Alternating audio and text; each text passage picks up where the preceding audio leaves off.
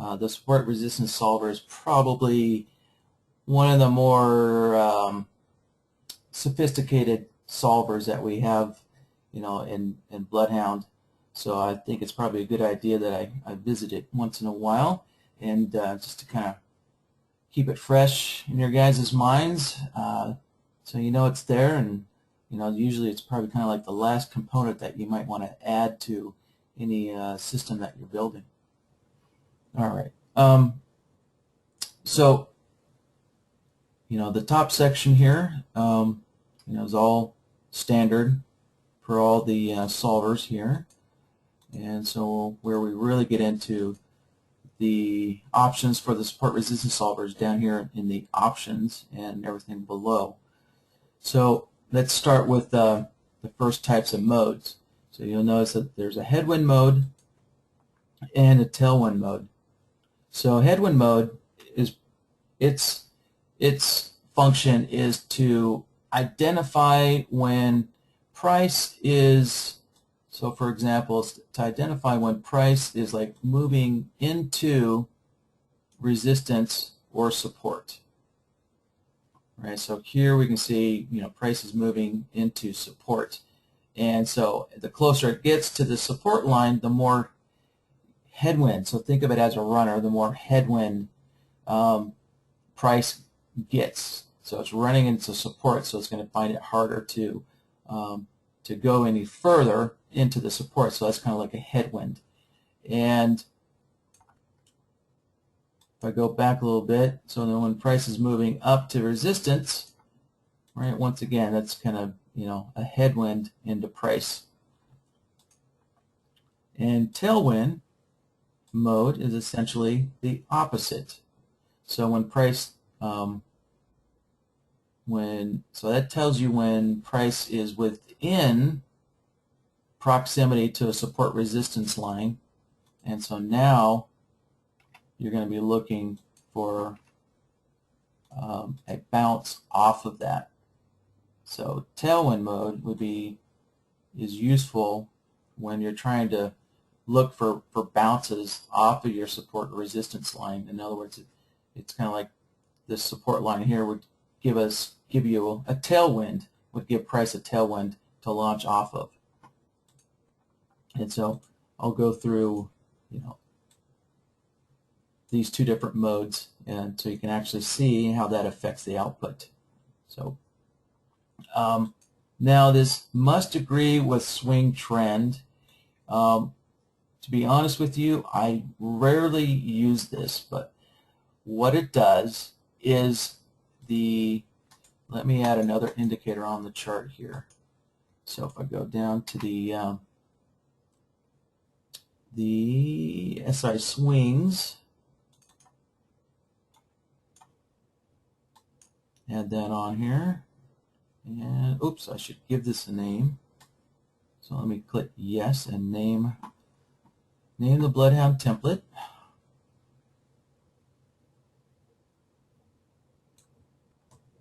So I'll just grab an old name here, change the date, and it's the 4th. Okay.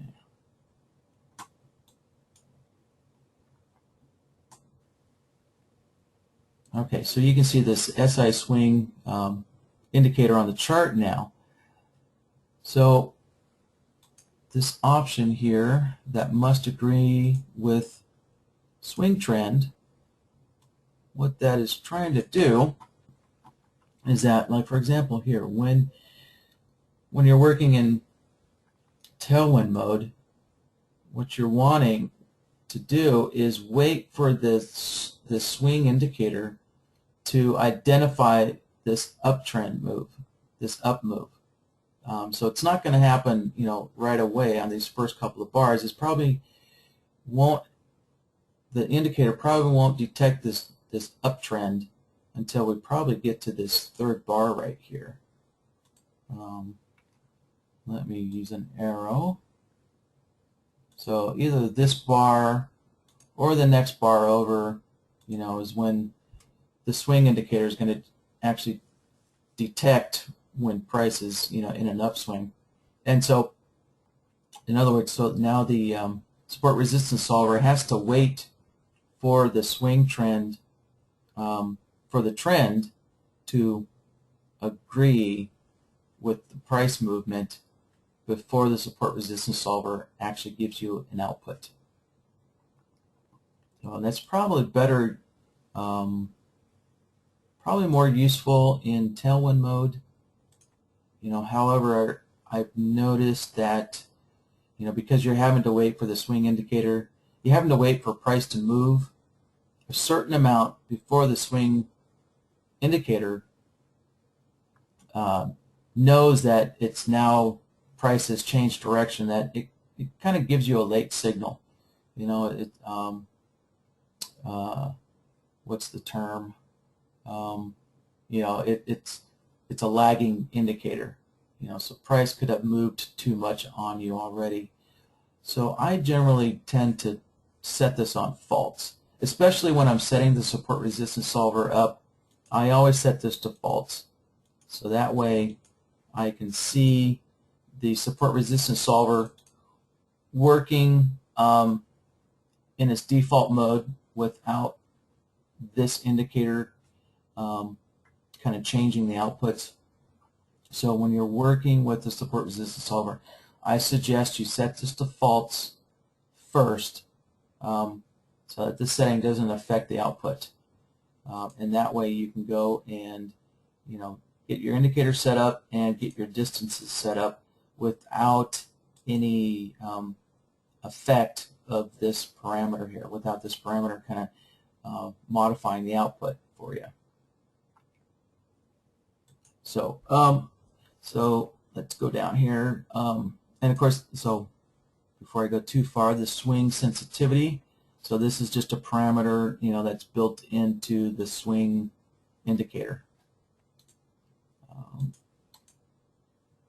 So let me open the indicators back up. All right, so you have the swing sensitivity number right here, and so that is what this parameter is here. So you can set that parameter for the swing indicator. All right, the used channel, well, that, if we set that to true, that's going to use the, I forgot the name here, the regression channel. There we go. So that will use the regression channel for that automatically uses the regression channel indicator with the support resistance solver instead of so it's just kind of a built-in feature. For a better explanation, you can go to the documentation page. So let me bring that up. I actually do have the documentation page open already. Yeah, here we go. Now if you look on the right hand side, you'll see here's all of the solvers listed, and there's also the logic templates and the function nodes. And so we can go into the support resistance.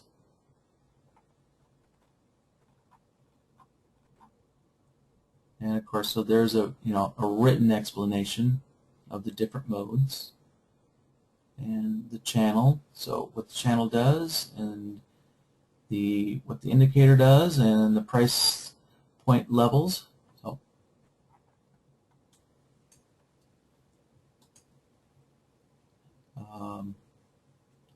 So back to the used channel. So let me just throw a regression channel on here. So if you don't have this already, the ANA regression channel it's available on big mics, and it has a huge advantage over the NinjaTrader stock regression channel. So let me throw it on here and show you what that's about.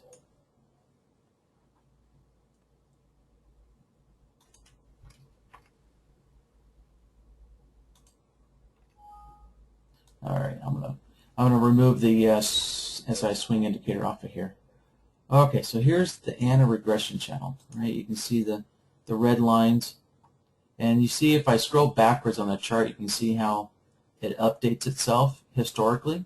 So you can actually see the historical values when you're, when you're back testing your system, and you can actually see where price lies within your regression channel on a historical basis.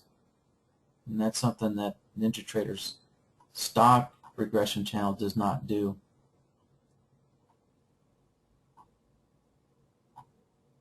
So all those ANA indicators are really great. And I think, no, I forgot who writes the ANA indicators. If one of you guys could pop that guy's name in there, I'd like to mention it to you to make it easier to find his indicators on big mics. So, because as you'll notice, I have all these indicators that have ANA in front of them. But the author's name is not Anna. It's I think it might be Fat Tails. I'm not sure. I could be wrong. But one of you guys could remember the author's name. I would like to give him a plug here because he does such good work.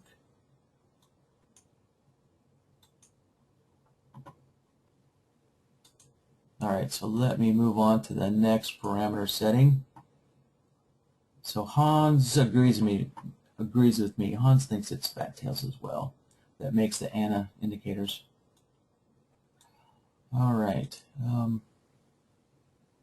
Jumping back to the support resistance solver. So let me turn the use channel off. All right, the use indicator. So this is where I can specify using the Woodie Pivots here. So you can see when I turn this off, you'll notice that the section closed, and if I turn it back on, you'll see that this new indicator section opens up, and that allows me to go in and choose any indicator I want to use. Now you can use an indicator like the SMA that only has a single plot. You can use that with the support resistance solver. But the main reason why the support resistance solver was created was primarily for indicators such as pivot indicators that have multiple plots. So instead of using multiple comparison solvers for each of these plots here, you can analyze all of these plots with one solver instead of having to use multiple comparison solvers. What I can do is I can select all, so you'll see that this is the one solver where you can put a checkbox in every single plot. And so we can compare price against these plot lines, every single plot line, not just one plot. So I'll select them all, hit OK, and let's see, okay, I'm in headwind mode. Now the next thing I need to do is set up my distances. Now you can see it defaults to ATR. However, with the ATR, really doesn't have any effect with the 10 range because the 10 range doesn't have any volatility. It's locked to a 10 tick range volatility. So there is no, so the ATR on a range chart is not going to change any. So let me change my measurement units to ticks, because ticks is a lot easier to see and to explain. All right, so let me just first do something simple, and let me put in 10. I'm going to put 10 ticks in both.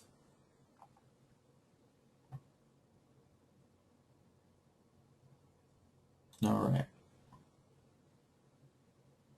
And let's see, in headwind mode, okay, great. me kind of clean up the chart, and I'm going to put a couple of lines on here that'll help you visualize what's going on. All right, so this, let's see, this pivot line is at 103.72 cents. So I need to put this line there.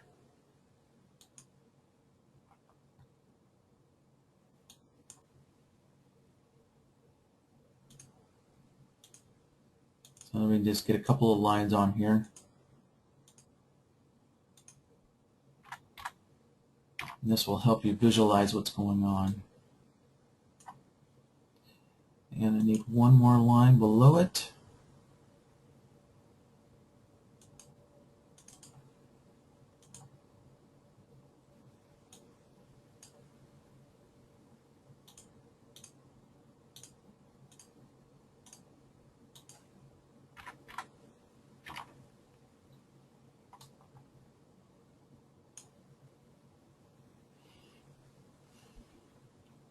And I'm going to stretch the chart out too.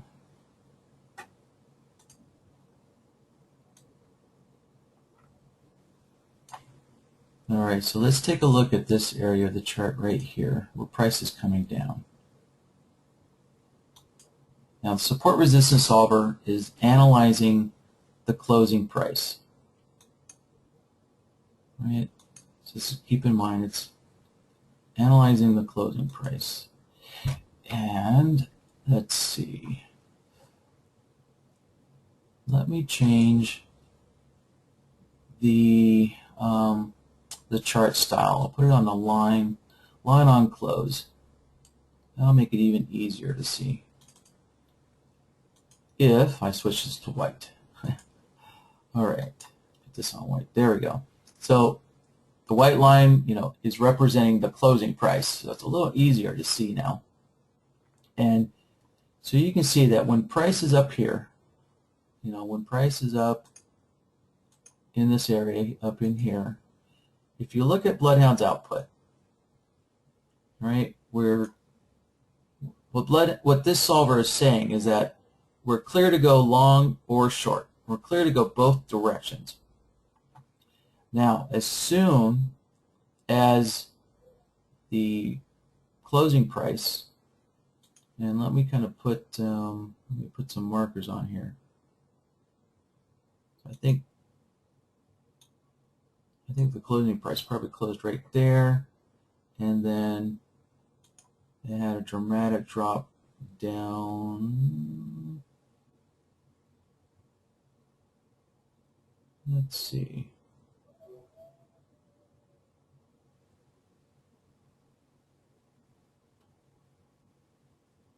Looks like there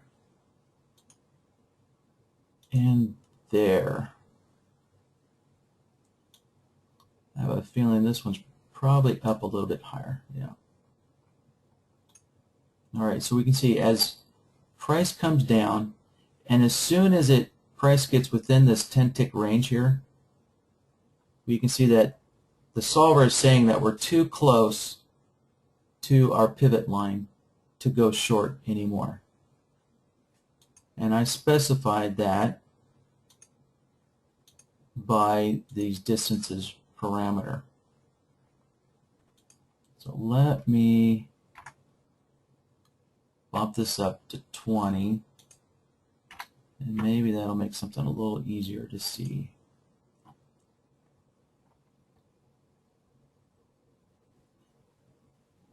And all right, so let me adjust these lines here to match. So that needs to go to 92, and that needs to go to 52. Okay, so I just widened my 20-tick range. So these lines, what these lines are representing is this distance from the pivot line. So what I'm telling the solver to do is,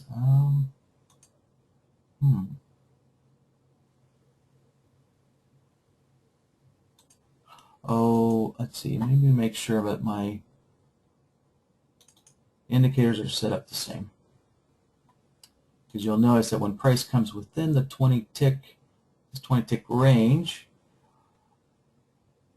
let me just make sure I got my math right here. Yeah, 72 to 92.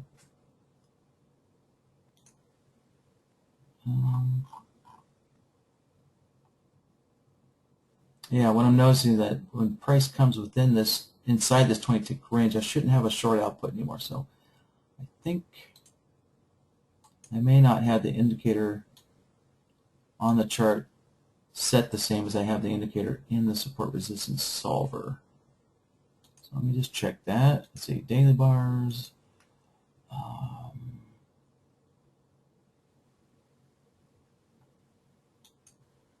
All right, let me check it in BloodHound. Yeah, let's set on daily bars. Let's see. The width shouldn't affect anything.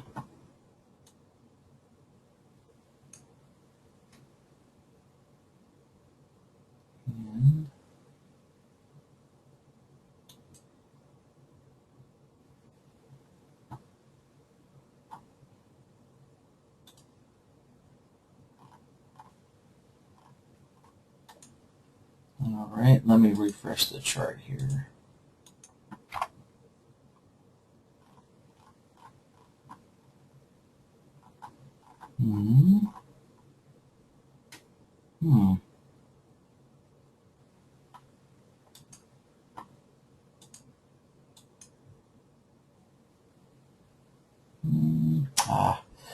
You know, normally I don't like to run the beta version in the workshop, just because I never know what's going to happen, but I am running the beta version, you know, of the next release that we're trying to get out here in the workshop, and so that might be the cause, but let me just kind of look through my settings and see what's going on here.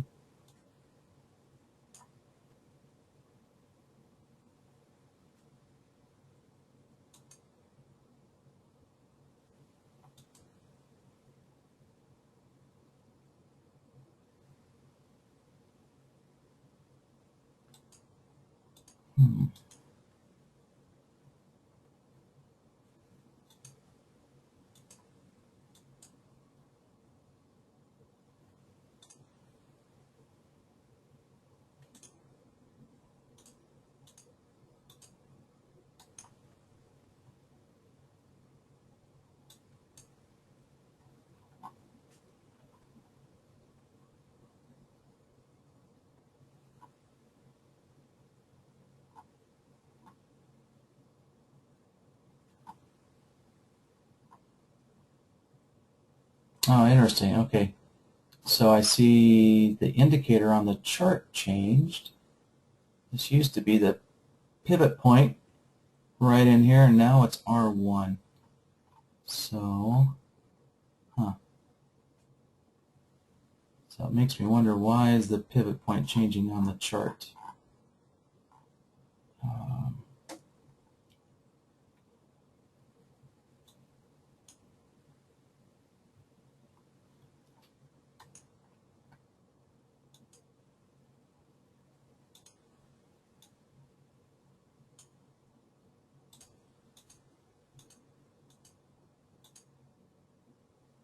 Okay.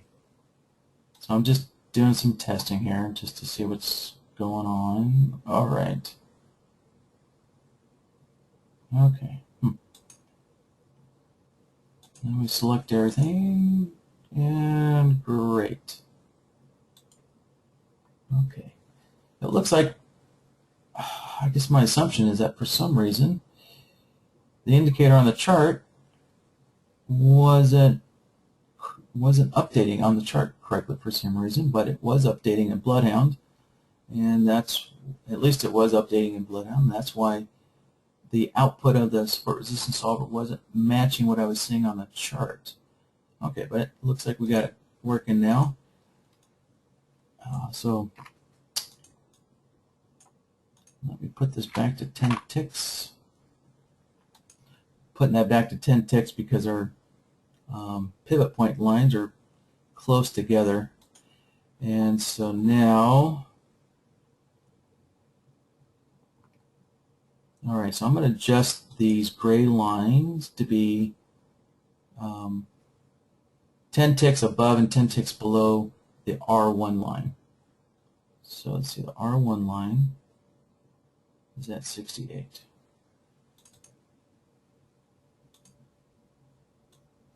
So we change that to 58. Change this to, all right, 78. All right, so sorry for all the confusion. Let me try and kind of start this over to eliminate any confusion here. So what I have done is in my distance targets, so I set them to 10 ticks. And just so that you can visualize what's going on the chart, I have set these gray lines to be 10 ticks above the R1 line and 10 ticks above or below the R1 line. Right, so I've got this 10 tick range above and below the R1 line. So I'm just demonstrating this one pivot point line. Now the support resistance solver does the same thing for the pivot point line as well. But let me just demonstrate the R1 line. And so when price is outside, outside of this 10 tick range here, essentially there is no support and resistance going on here. So the solver's the output says that we're good to go long or short, either direction. Now, as price comes down, let me kind of mark approximately where price is.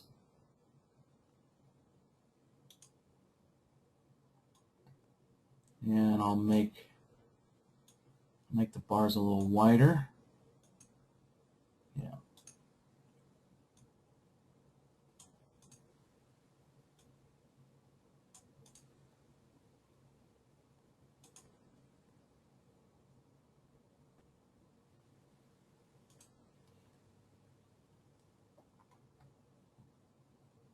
All right, so as price is coming down like this, as soon as the closing price gets inside of this 10 tick range, above or below, so now that since price is above our R1 line, basically what the solver is saying now is that we're too close to the support line to go short. And so you'll see that the short output down here is missing. All right, so our short output of the solver is missing now because we're too close to this support line to go short anymore. So that is the goal of the support resistance solver, is to tell you when you're too close to your support or resistance line to be trading, to be taking any trades. So think of it as kind of as a permissive to allow your trades, to take long or short. So as long as price is way up here in the clear, so if let me shrink up the chart, right, we can see our next resistance line is way up here. So we're clear to go long because there's a long distance away, and we're also clear to go short because the next support line is way down here. So the support resistance solver's output is long and short because price is far enough away from resistance above and support below to go long or short. But then as soon as price comes down close enough to our support here, then the solver says you're too close to support, and so you can't go short anymore. You're not allowed to go short anymore because you're just too close. and then as price keeps coming down, so I think the closing price is approximately there. So now the closing price right here is below the R1 line. So now R1 becomes resistance. And so now if you look at the output here, you'll see now it's okay to go short. Oops, let me get rid of that. It's okay to go short now, but we can't go long because we're too close to the resistance. So the R1 has now become resistance. So you can't go long into resistance, but you can continue to go short down into the next support line. So let's find out where that next support line is. I'm going to shrink the chart up. Yeah, so you can see the next support line is way down here. So S1 is way down here. So we're good to go short until we get too close to S1.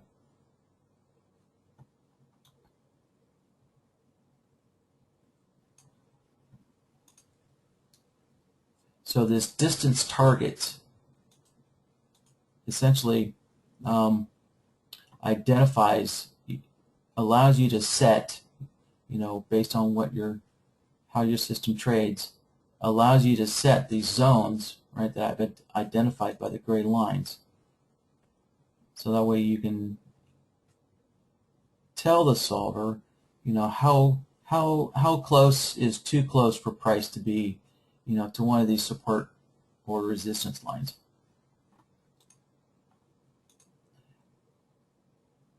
And let's see, so let me kind of change one of these.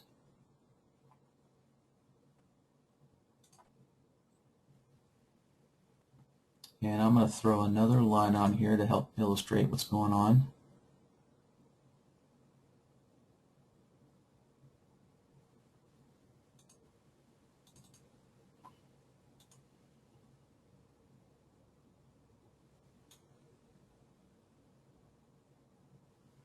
And I want to make this line a little darker.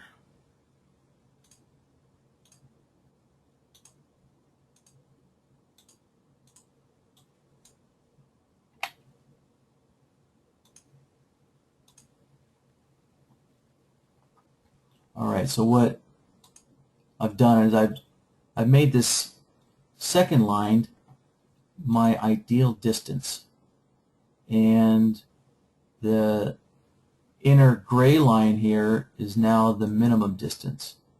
All right, so this gray line is 10 ticks below the S1, is 10 ticks below the pivot line, and the darker gray line is 20 ticks below our pivot line. So now, as price moves down, let me kind of mark a few more of these. So you can see that when the closing price, as the closing price gets closer to our ideal distance, you can see now how the output, has an analog look to it. So we can see now that our long output increases, as price gets closer to the ideal distance.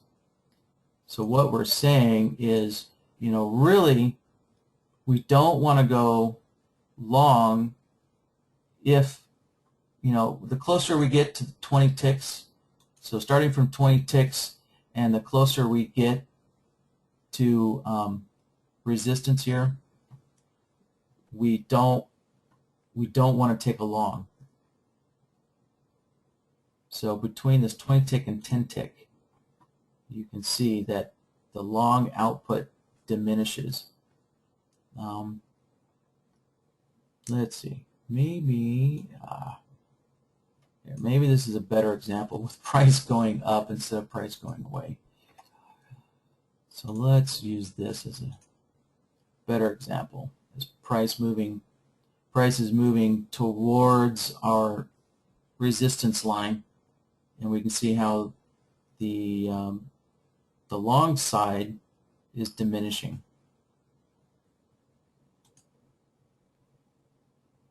So let me mark, yeah, so it looks like the closing price is right on that 20 tick line. And here's the next closing price.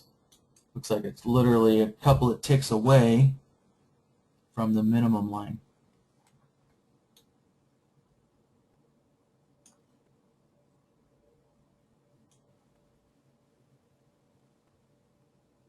So this ideal distance, it's basically saying as long as we're 20 ticks away from our support resistance line, you know, we're good to go, long or short.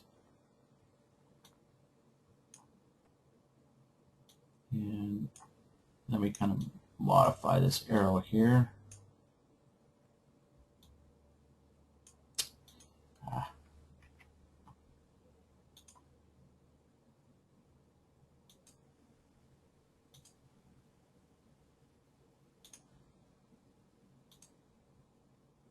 There we go. So right here, price is, the closing price is 20 ticks away from our closest resistance line. And we're still good to go long. We're still good to go long because we're you know, 20 ticks or more away. Now, the closer we get to our minimum distance, so you can see the next bar over, this bar right here, we're literally like probably 2 ticks away from this minimum distance.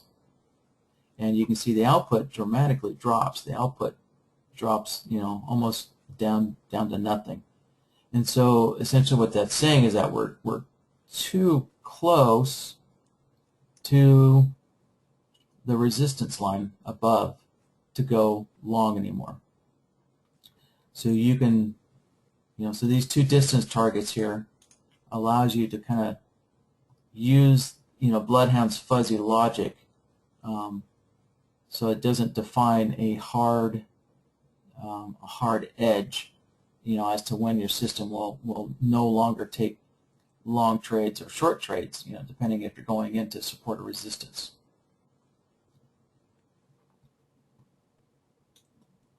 And then typically you won't want to change your outputs. You know, so the top output, you know, as it says at 20 ticks, and it says that this output is defined by the ideal distance. So as long as we're 20 ticks away from our closest support or resistance line, then we're going to get a 1 on the output, right? So you can see that whenever price is outside of this 20 tick range, you know, so down here, price being down here, price is below this 20 tick offset from resistance above, and so we're good to go long. That's defined by our output. Now the next output down, if you really want to kind of tweak your fuzzy logic part, then that is defined by the minimum distance here. So this output is in relationship to this minimum distance. And I know it says 20 ticks there, but that's because sometimes the output doesn't update. Let me go back to it. So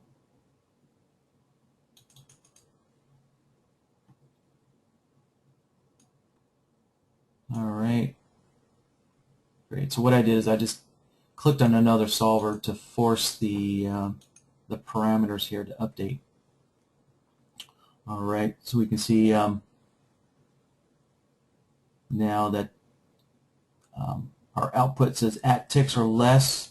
We want no output, right? So we don't want to go long or short if we're within this 10 tick range. Right? If we're within this 10 tick range of our supported resistance line, sorry, we definitely don't want to take any trades within this area here. But if we're within this area, this is kind of like the subjective area of taking a trade, right? In the subjective area, which is 20 ticks to 10 ticks, right, we've defined by our targets. And so the subjective range is kind of like the fuzzy logic area between having a 100% or a 1 on the output versus getting down to 0 on the output. In other words, no trades. So if our output's at 0, there's definitely no trades. If our output is 1, then that will allow BloodHound to take a trade.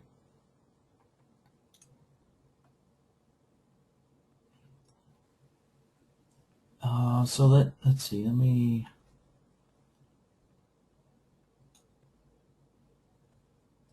kind of work on this pivot point line and show what's going on down here. So I need to add a couple more lines.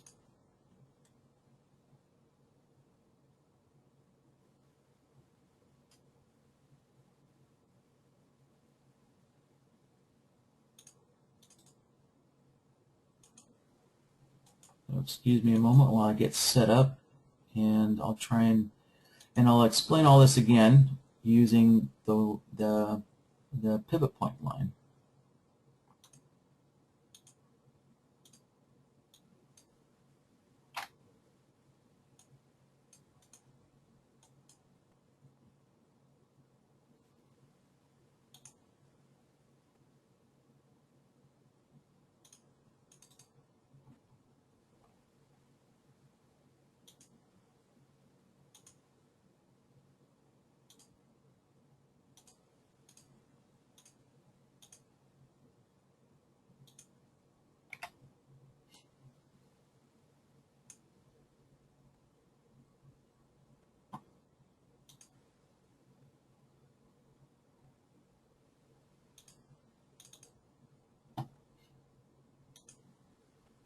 All right, just one more line to go.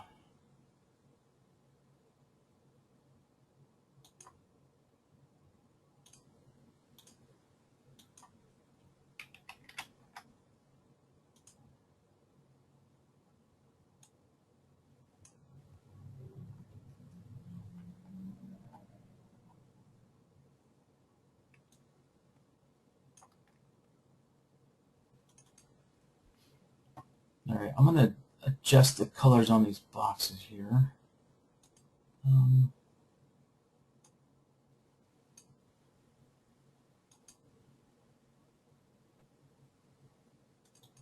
So I'm going to use these rectangles to kind of illustrate my point.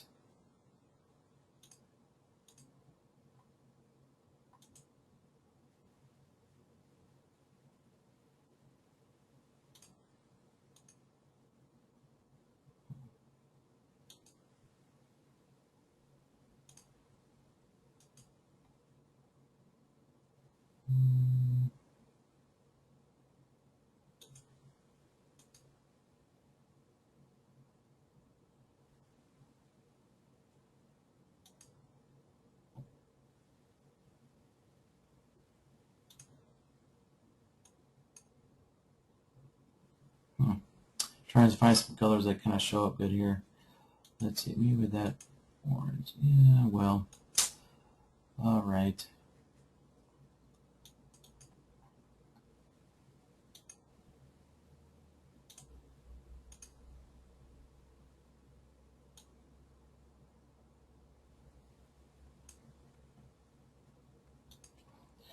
I think that'll work for now.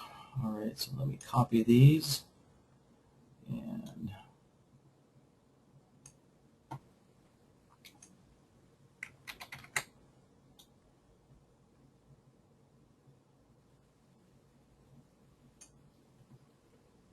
Okay, so what I'm trying to illustrate with these rectangles here. So the red rectangle, and let me kind of shrink the chart up a little bit. You know, what these two red rectangles are trying to represent is the zone that I've defined where no trading is allowed. So, and that is within the 10 tick, this 10 tick above and 10 tick below range. So that's this minimum distance that I've defined. So the red rectangles represent this 10 ticks above and 10 ticks below our pivot lines. So that's this range that where no signals are allowed. And then the white rectangles kind of represent the area where the fuzzy logic kind of comes in place. So this area that's subjective. And so the longer white rectangles represent the area from 10 ticks going out to 20 ticks from our pivot lines. And so BloodHound's output, the output from the solver, kind of varies as price fluctuates within these zones here. So what I wanted to illustrate for you is, let me kind of move this up.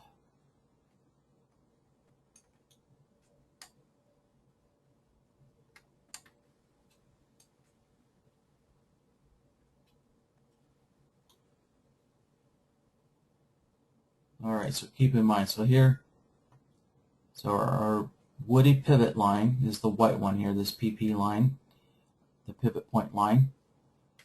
And so as price is, you know, bouncing around here, we can see, like if we look at this bar here,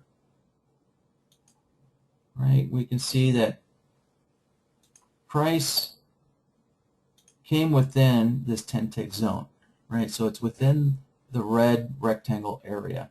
And we can see that there's no short output. So the solver will not allow you to take a short because you're just too close to the pivot point line. And then as price bounces out, so as we go to the next bar over here, price kind of bounces out. Now price is in within the subjective area here. And so now if we look at the short output here, right, we can see that the output, you know, there is a short output. So the output gets closer and closer to 1 as price goes further and further away from our support resistance line. So as you know, so as this distance grows, right, the short output is going to increase, allowing a short trade to take place if price moves far enough away. So this, you know, so this white rectangle area once again is kind of, it's working with the fuzzy logic component of BloodHound. So if you just want to keep it simple, then all you need to do is keep these two distances equal or the same, and it kind of keeps the solver's output very simple and easy to understand. And so what this does, if I set both of these 10 ticks, it eliminates the fuzzy logic and just defines, you know, a hard, a digital type output from the solver. So now we can see if we if we look at the outputs, let me erase these arrows.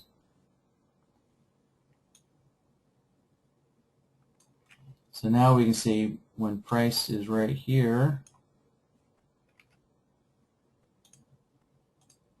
we can see when price is within this within this rectangle zone, there's no short output. So price is 10 ticks or closer to our support resistance solver. So no short, and as soon as price moves away, now we can take a short into that support area, you know, and then price comes back in, comes back to the support area, and there's no short output again, so you can't take any shorts because the price is too close. So that gives it a much simpler, it's a lot easier to understand, but it also adds, you know, some definite rigidity to your system. So hopefully I kind of beat this horse to death and you guys are kind of got an idea of what these two ideal distances do.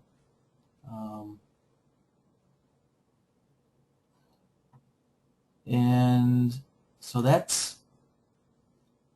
got into all of that, kind of explaining what the use indicator parameter does.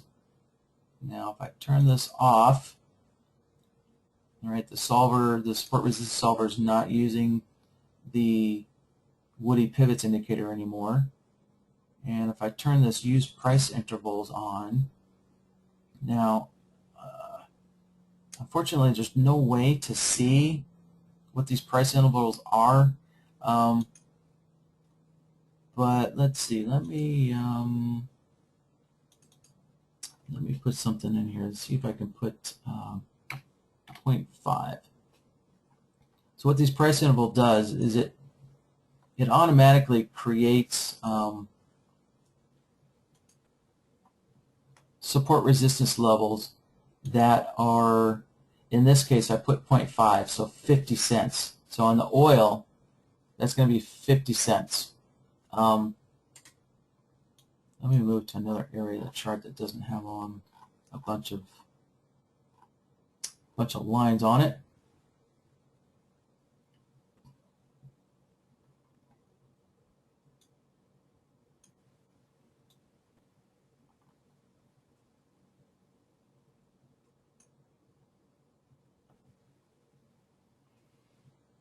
All right, so here's a good spot. So I'm going to pick $103, and let's see, let me make this line a pretty distinct color. How about if we go with the dark turquoise? Yeah. And I'll put another one up here at $3.50. And also make this one that dark turquoise. Where'd it go? There we go.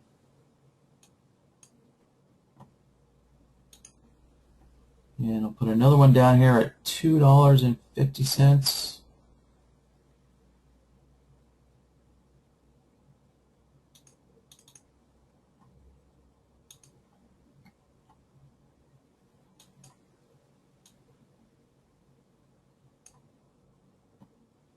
So what this price interval is doing is it's creating support resistance lines that are 50 cents apart from each other. So this interval is based off of the instrument point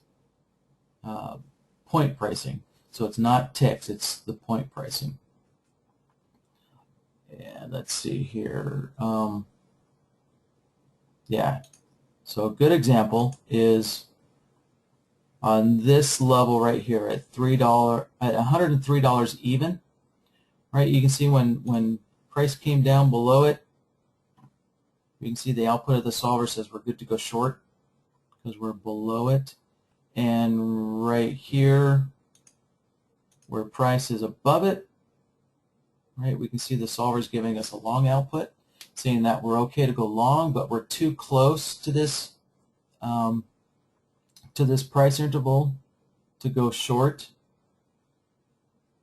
And we can see in this area here, you know, we're in between these two turquoise price intervals, and so we can go long and short.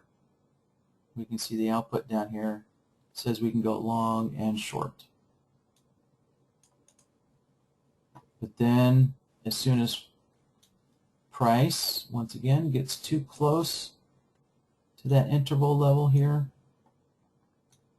we can see now that Now the solver, for instance, on this bar right here, we can see the solver says you can't go long anymore because you're too close to this price interval. And as soon as price popped above it, looks like it just popped above it by a tick or so. Now it's saying, okay, we're above it, above that level, so you can go long, but you can't go short anymore. So the use price point interval, just automatically kind of creates these levels that are equally spaced apart based on what interval level you set here. And this interval level, once again, is the instrument's point. It's using the instrument's point system. So for oil, 1 point in oil is equal to $1. So the $102 level here to the $103 level, that's 1 point on the oil. And so I set it to basically to 50 cents for the oil contract.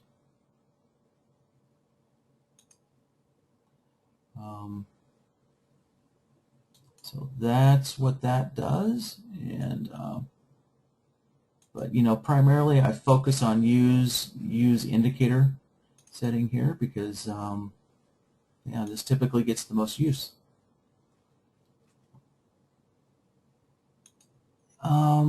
Let's see, and then there's one additional parameter here. Ignore if within range.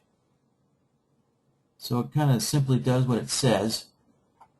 And this typically doesn't get used very much either. So you can pretty much count on just leaving this to 0. But if depending on how you have, if you're using the fuzzy logic component that I showed you earlier, where I was using 10 ticks and 20 ticks, then that's kind of where this ignore if within range comes in handy.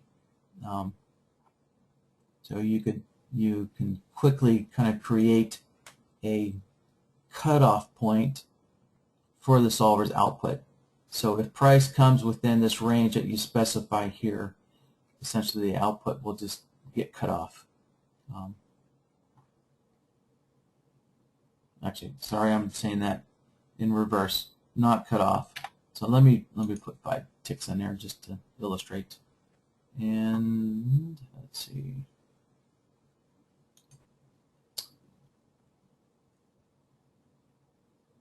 Let me find a point here.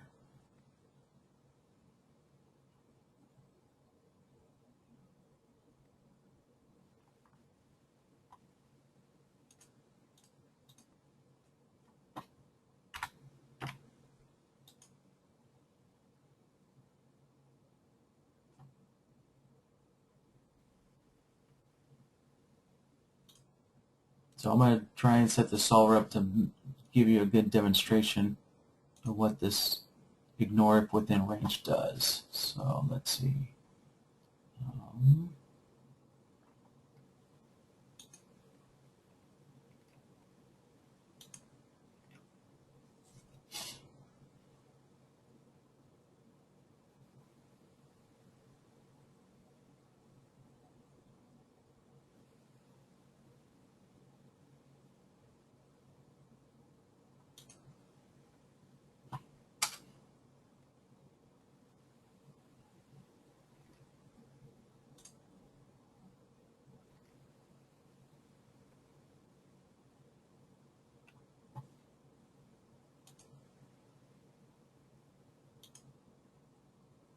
So there we go. Okay, yeah. So this bar right here kind of demonstrates what this does. All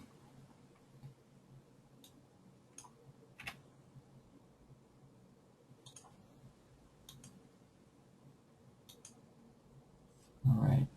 So you see how, so this would be approximately where the closing price is, and you see how it's really close. It's like literally within, I think, 2 ticks of the pivot point line. But it is, but we specified this ignore if within to 5 ticks. So whenever price is within 5 ticks of our support resistance line, you can see that it is ignoring our distance targets. It's ignoring the distance targets. And we can see that we both have a long and a short output. So if price gets within this ignore within range, then the solver gives you a long and a short output.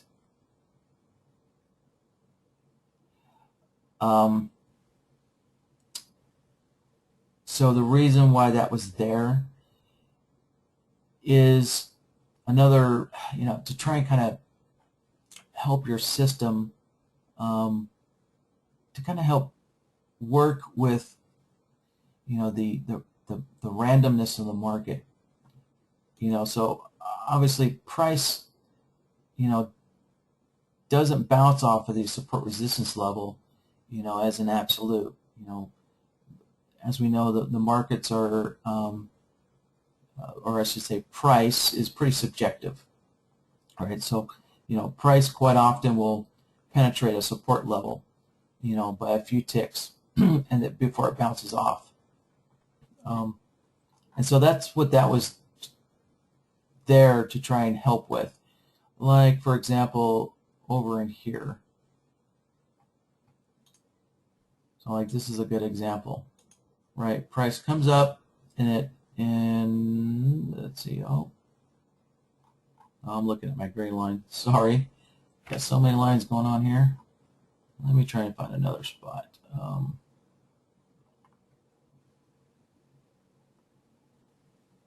Yeah, so here we go. So this guy right here. So price comes up and and it breaks through the R1 line just by a tick, by a fraction, right? So price, likes to break these support resistance lines, by a few ticks before it bounces off, right? And so that's kind of what this ignore if within was to try and help compensate for these kind of areas right here. So it's there to kind of use as you see fit. There really is no absolute way to use that setting, but it's there just as an option.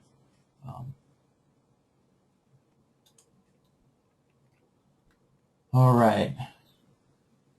So with that, I kind of got through just the core use of the support resistance solver, and I know this can be kind of this is definitely one of the tougher solvers to understand. In general, it's a lot easier than how I just tried to explain. I guess the simple concept, the concept of it is a lot simpler. But of course, when you start getting into specifying, your exact distances, then it begins to look a lot more complicated than what the support resistance solver is really trying to do overall. So I'm going to go through and remove all these lines up here to kind of clean up the chart. And select all. Okay.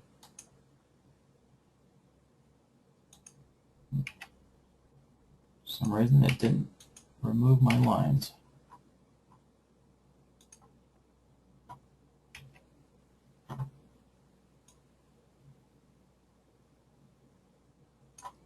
So let me just try and give just a kind of a general purpose explanation of the support resistance solver, just to kind of put all of this detail into context.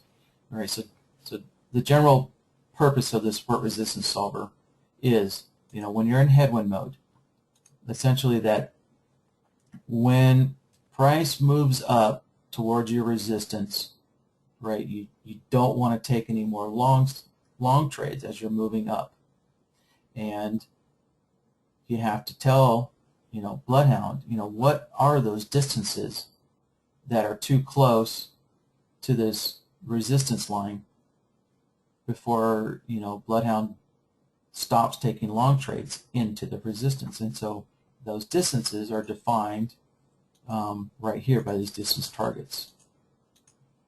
So the general gist, so you can see that as price moves up, you can see that if you look at the shading, we're getting a red shading, meaning that we can only take shorts as price keeps moving up towards this resistance. And let me get rid of this guy. Let's set that back to 0. There we go. Now it makes more sense. So as price is floating up here, as price is getting closer to R1, we can see that the background shading is red, meaning that we can only take shorts because price is just too close to R1. We don't want to go long into this resistance. So that's kind of the general gist of what the headwind mode is trying to tell your overall BloodHound system. And then down here, you can see this green area. Essentially, price, is just above the white PP line, and so the green area is saying that we're too close to the pivot point line to take shorts into it. So we don't want to go short. So the green shading is saying that we only want to allow long trades to happen when we're kind of just above the pivot point line. And the same thing happens over here with the R1. So when we're over here in this area, right, we're just above R1. So we don't want to take any shorts into it. We only want to take long signals into it. Right? And so those distances, you set up by using your distance targets. And then when price moves far enough away from all of your support resistance lines, then you kind of get this brownish shaded background, right? And that's both long and red together. And so this area over here, the solver is saying, we're far enough away from support that we can go short into the support, and we're far enough away from the next resistance line above, so we can also take a long signal into that. So that's kind of the gist of what the solver is trying to do. Even though it did kind of get really complicated when I was trying to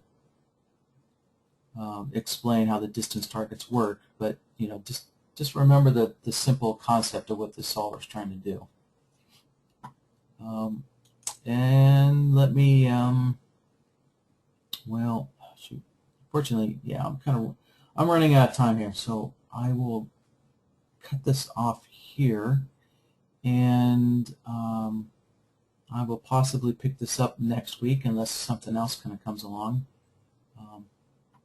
So I want to kind of stop with my tutorial on this solver here and kind of get through some of these questions here that are popping up.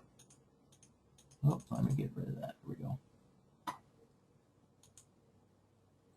Okay, so let's see. Robert had commented this quite a while ago. So Robert's saying, you opened the template window and the Ninja pivot indicator showing the various pivots that can be used. You did not turn it on, so we could see it working on a chart. Oh, okay. All right. So Robert, hopefully this time, I did have the pivot showing on the chart. So hopefully Robert this time was a better example.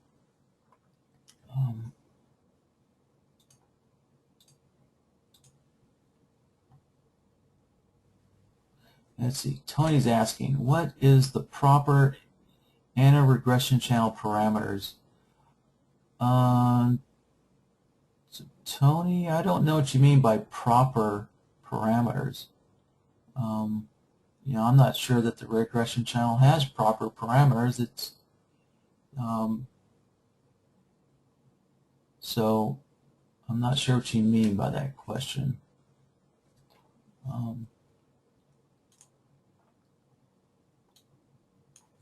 let's see, Hans. Okay, Hans is just saying, yeah, so I got a couple of people saying that. I think the ANA indicators, yeah, I got a bunch of people agreeing that they're made by fat tails. So if you're interested in looking at some of those ANA indicators on here, oops, let me, so as I showed at the beginning, if you're interested in some of these ANA indicators, you can do a search on Big Mike's for fat tails indicators. And he's the one producing those ANA ones. All right. Well, it kind of looks like I stumped everybody because that was it for the questions. So I can always tell when I get into something that's pretty involved and in depth, the questions seem to kind of stop. And I guess that's because all you guys are listening, trying to figure this out with me. So, all right. Well, so sorry I didn't have enough time to kind of get through this solver. So I will make a note to myself to pick up and demonstrate the tailwind mode on next Friday. And so that probably will not take up the whole workshop for next week. So if you guys, remember, if you guys have any questions, that you'd like me to demo in the workshop, that's what this workshop is for, is to answer your guys' questions and, help you learn BloodHound that way. So I do like to kind of show, practical systems that people are using in this workshop, so all right, with that, guys, I'll leave it there, and I'll say have a good weekend, and I hope to see you next Friday. All right, bye-bye.